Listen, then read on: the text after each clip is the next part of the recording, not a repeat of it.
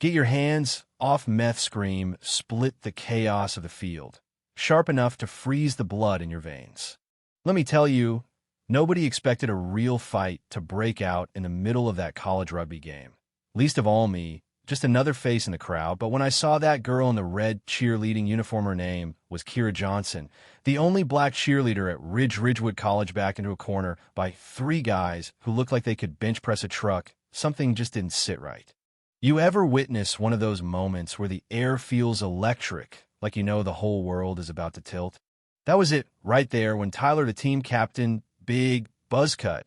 Mean as a junkyard dog, reached for her, his hand inches from her neck. And all you could hear was the crowd, some laughing, some whispering, but nobody actually moving to help. Not one. Except for a shadow at the edge of the field, a man walking with a purpose, quiet as a storm rolling in. Kira had been swallowing her pride for weeks. You know, the kind whispers behind her back, the accidental bumps in the hallway, the way the squad would forget to include her in formations, like she was invisible except when it came time for blame. She told herself she'd ride it out, keep her head down, not give them the satisfaction.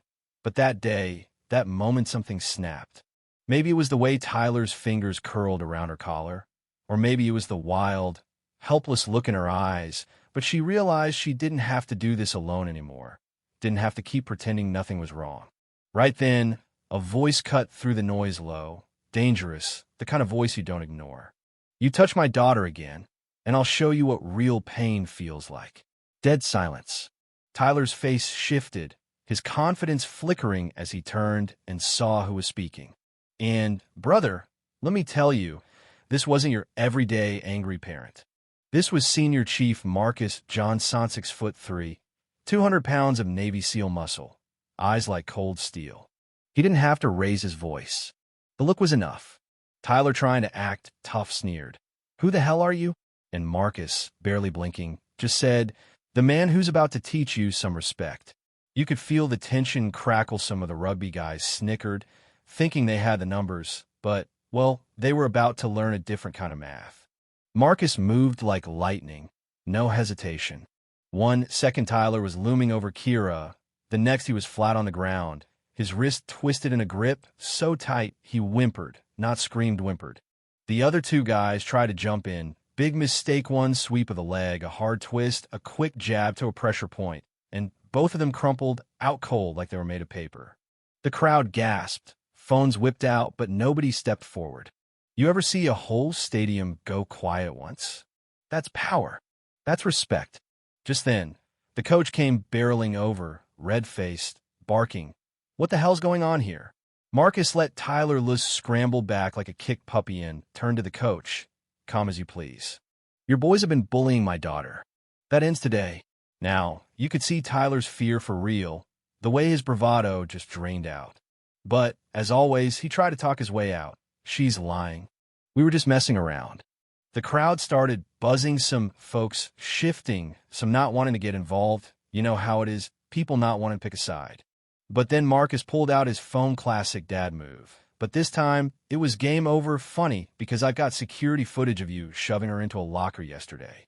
And right there, you could hear the crowd gasp, the hush spreading, all eyes on Tyler.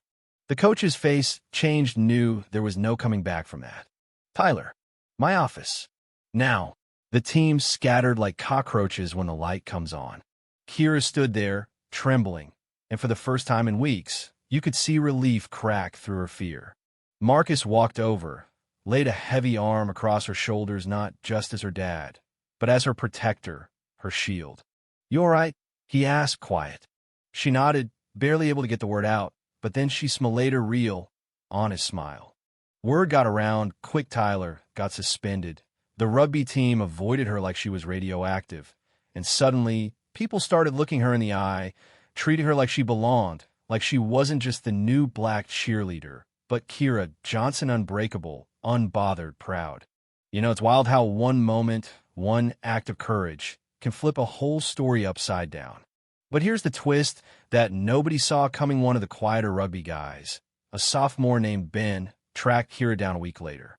Turns out, he'd been bullied by Tyler, too, and he apologized, said he never wanted any of this, just went along because he was scared. That's the thing about Kuragite spreads. Ben and Kira actually became friends, started tutoring kids at the community center together, and the team, well, it got a little quieter, a little less toxic bit by bit. Looking back, it wasn't just about the fight on the field or the takedown caught on a dozen cell phones. It was about what happened after, the way Kira stood taller, the way people started standing up for each other, and the way a father's love, fierce and unwavering, sent ripples out way beyond one afternoon of chaos.